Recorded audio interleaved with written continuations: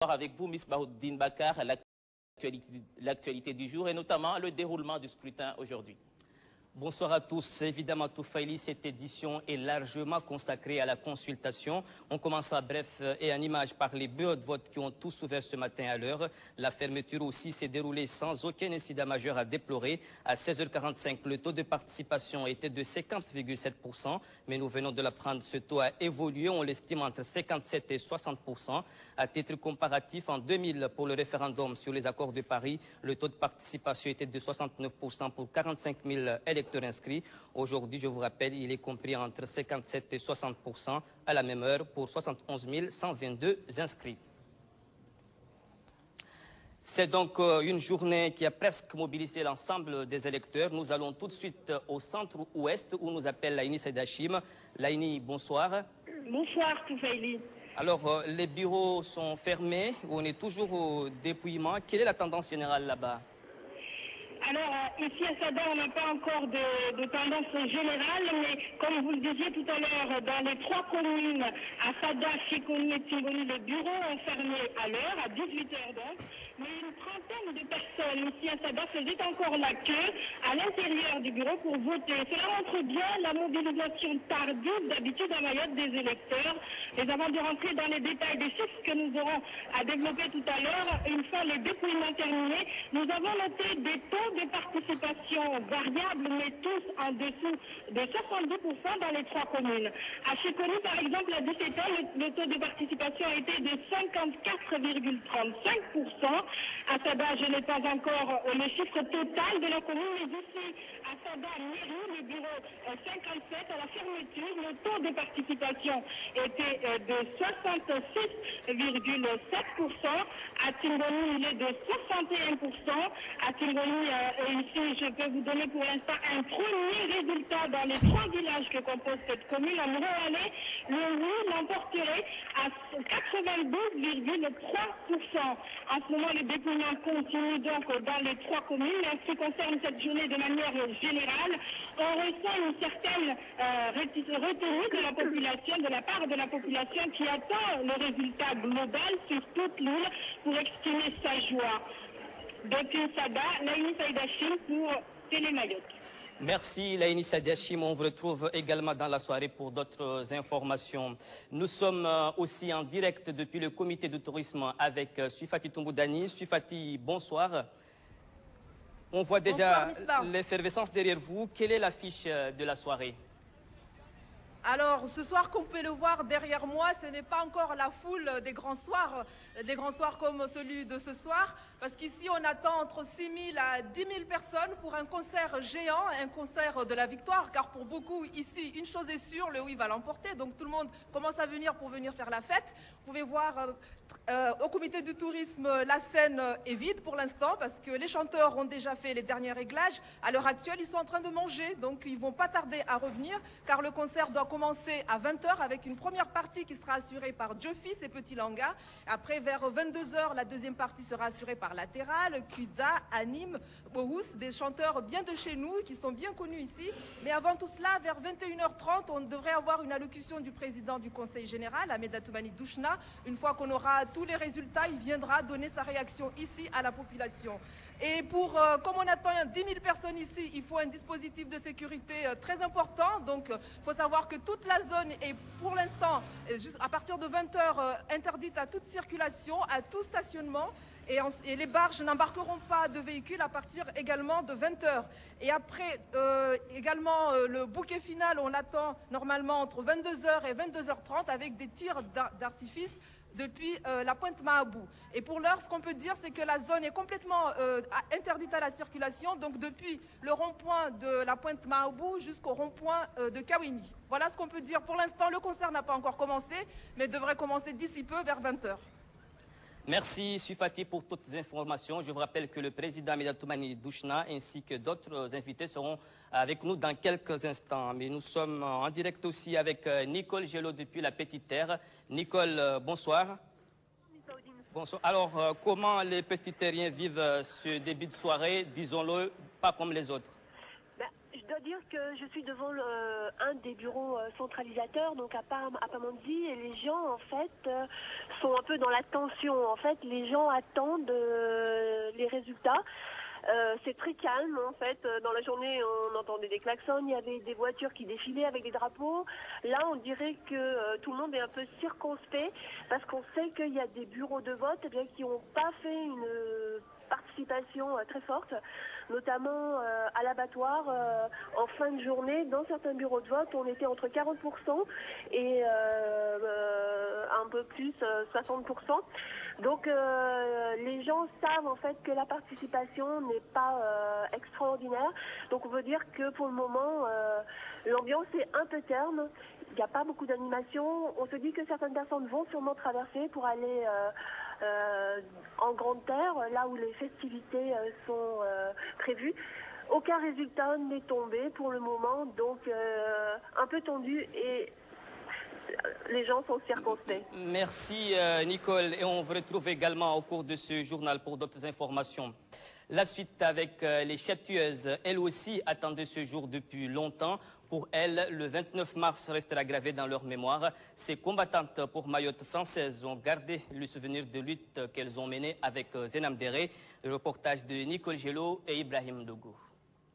Mamina Ladza est une chatouilleuse de la première heure. Dans les années 60, au début du combat pour Mayotte française, elle a choisi le surnom de colonel. À cette époque, elle a utilisé l'arme redoutée de la chatouille contre les partisans de l'indépendance des Comores. Depuis, elle était là pour chaque consultation, mais cette fois, c'est différent. Aujourd'hui, c'est un jour de fête, car de mon vivant, je vois l'aboutissement d'un long travail. On s'est battu depuis longtemps, et nous en voyons l'aboutissement. On s'est démené pour avoir le statut de département, pour avoir une meilleure vie pour tous les Mahorais.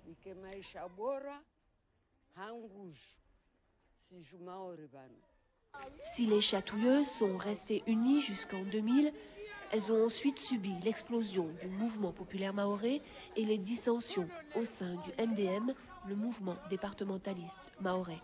Aujourd'hui, tout le monde se retrouve autour des souvenirs.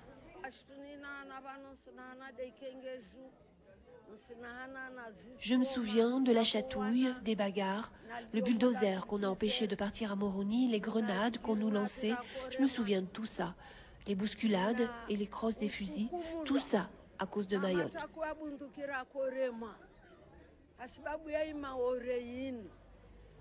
Et pour Mamina Ladza, ce 29 mars sonne comme une victoire et la fin d'un combat. Autre ambiance au sud de l'île, plus précisément dans la commune de Bandélé et de Chirungi. Henriette Banaïssa et Youssoufa Ahmed Matouar nous retracent cette journée. Chirungi, comme à Bandélé, ce 29 mars, c'est une journée ordinaire de consultation. Les électeurs ne se bousculent pas. Plus qu'une habitude, c'est une tradition. Pourtant, le mot d'ordre a été lancé par les élus pendant la campagne électorale. Il faut se rendre dans les bureaux de vote dès l'ouverture, de manière à alléger le travail des assesseurs l'après-midi. À Bandrélé, sur 3288 électeurs inscrits dans les 6 bureaux de vote, seulement 1566 avaient accompli leur devoir de citoyen à midi, ce qui nous donne un taux de participation faible de 47,63%. Et sur les 3439 électeurs inscrits sur les listes des 6 bureaux de vote de la commune de Chirungi, 1118 avaient voté, soit un taux de participation de 32,50%, toujours à la mi-journée.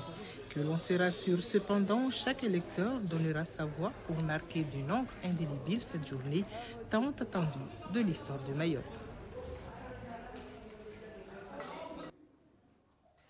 Voyons à présent certains élus qui sont allés évidemment voter dans leurs fiefs respectifs. On aperçoit à l'image le député Abdelatif Ali, le sénateur Giro, Saïdo Marwadi, le conseiller général de Djaoudi Labatoire et Zouber Adinani, entre autres images de nos différentes équipes. Souvenez-vous, la semaine dernière, quelques administrés de Sada montaient au créneau en pointant du doigt la municipalité qui aurait radié plusieurs centaines d'électeurs. Alors ce matin, l'une de nos équipes s'est rendue dans cette localité, journée de vote sous haute vigilance. Le reportage de Lani Sedachim et de François Foratier. Vous avez une difficulté Par exemple, dans un cas comme celui-là où la personne n'aurait pas été réinscrite, là, il faut aller au tribunal à Mamoudzou pour que le juge chargé du dossier des inscriptions vous la fasse voter à nouveau. À un quart d'heure de l'ouverture des bureaux, on s'active. Avec la menace de boycott des votes par les habitants qui ont manifesté mardi pour dénoncer des radiations de certaines personnes des listes électorales à Sada, le maire préfère rester vigilant. Même si nous avons pris des mesures, mais pour le moment, nous sommes tranquilles et nous espérons que ça continue ainsi jusqu'à la fin de la journée. Et nous espérons aussi que ça soit la même chose dans tous les bureaux de vote de la commune et de Mayotte entière. Fatima, comme la plupart des habitants qui ont manifesté mardi, pense avoir été radiée des listes électorales. Elle a rectifié son nom dans le cadre de la révision de l'état civil à Mayotte et c'est la première fois qu'elle vient aux urnes avec son nouveau nom.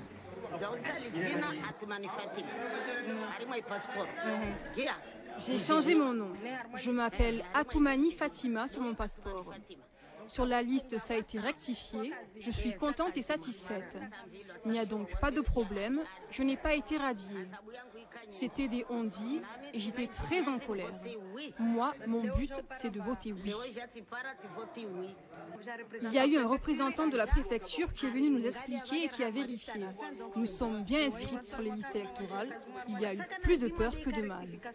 Je n'ai pas été radiée, c'était juste une rectification de l'état civil.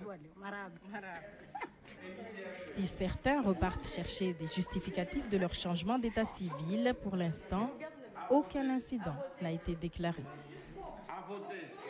C'est la troisième fois en 35 ans que les Mahorais sont appelés à se prononcer par référendum sur leur avenir statutaire. À chaque fois, ils ont affirmé leur ferme volonté d'appartenir à la République française. C'est un rêve aux multiples conséquences qui se réalise pour certains. Le reportage est à Koungou et à Mamoudzou d'Hakim Ali Saïd. Le département de Mayotte est à portée de main pour Ourahma. Cette Mahoresse de 70 ans se fait belle pour aller voter. Depuis sa 20e saison des pluies, elle milite pour un statut stable de son île dans la France. Déjà en 1974, au plus fort du vent de l'indépendance qui soufflait sur la région, elle a choisi le maintien de son île dans la République française. Pour elle, Mayotte et la France, c'est une longue histoire d'amour. Depuis des années, on nous promet le département. On a tellement attendu. C'est comme si on était fiancés à la France depuis des années et aujourd'hui, c'est jour de mariage. Comme Rehema, de nombreux Mahorais ont voté oui ce dimanche à la départementalisation de leur île, un choix de cœur et de raison. Ce qu'il nous faut, c'est des milliards et des milliards d'euros pour qu'enfin Mayotte soit développée. En devenant département, Mayotte bénéficiera d'un effort budgétaire plus important de la nation. Le secrétaire d'État à l'Outre-mer annonce déjà 40 millions d'euros de plus dès l'année prochaine et 200 millions par an dans les 15 prochaines années. Je pense que les entrepreneurs mahorais ne peuvent pas faire face à la départementalisation. Je crains qu'ils vont disparaître vis-à-vis de la concurrence extérieure. Jusqu'ici identifié par une succession de prénoms, le Mahorais doit désormais se choisir un nom et une date de naissance. Il y a un problème par rapport à la date de naissance. Ici, c'est marqué le 5-6-1925 et ici, c'est marqué le 1er janvier 1945. Avec le droit commun, une vaste opération de recensement est lancée dans cette île de près de 200 000 habitants. Il faut fiabiliser et sécuriser l'état civil. On a énormément de gens qui ont saisi la commission de révision de l'état civil et qui ont déjà leurs actes et qui ont changé leur pièce d'identité. Ils ne sont pas venus au service pour faire la rectification. Les Mahorais goûtent déjà aux délices de l'administration française. Ils vont bientôt connaître les joies de la fiscalité de droit commun. Comme tous les Français des départements de métropole et d'outre-mer, ils vont contribuer à l'effort national en payant entre autres les taxes d'habitation, les taxes sur les ordures ménagères et les taxes foncières. Ce 29 mars, c'est une journée historique pour beaucoup de Mahorais. C'est tout un symbole, l'aboutissement d'un combat d'une cinquantaine d'années. Un long processus qui débute donc le 2 novembre 1958 dans une réunion à Tsunzu, dans laquelle les notables Mahorais demandent la départementalisation à Paris. Retour sur ces événements avec Nicole Gelou. Le 22 décembre 1974, la population de Mayotte est consultée pour répondre à cette question. Souhaitez-vous que les Comores deviennent indépendantes? Mayotte répond non à 64%, contrairement aux 3 autres îles qui votent en faveur du oui à 94%. Le 6 juillet 1975, la Chambre des députés des Comores proclame unilatéralement l'indépendance. Mesdames, Messieurs, nous avons été trompés et par le gouvernement comorien et par les autorités métropolitaines qui étaient en place. Mahoraises et Mahorais, nous marcherons jusqu'au bout.